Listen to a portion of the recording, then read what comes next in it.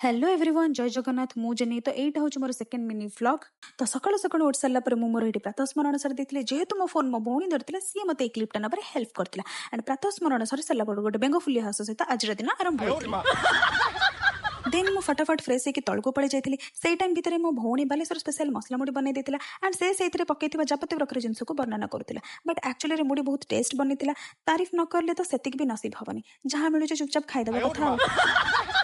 फटाफट खाइबा सारी मु गाधे निज नूतन पोशाक पिंधि देखई होउथिली नले पैसा उठिबो केमिति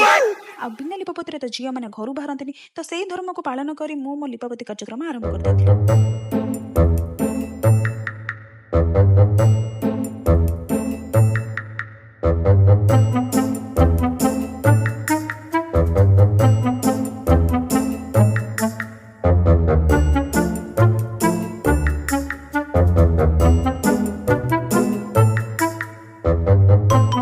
सबु कम पर गोटे आडिटर हस मारिबा आम जन्मगत अधिकार अल्प टिके खाइके आमे बाहर जाइथिलु गोटे अर्जेंट काम सांगरे थिले मो भगिनी जगह मुंडरे पहुंचला पर आमर गोटे छोट गोल टेबुल बैठक बसतिला आलोचनार विषय एही कि वर्तमान आमे कौन किलिबा घरे जिते खाइले भी बाहर को आसी न खाइले पेटर मशा माने शांति ही हुअंती नहीं।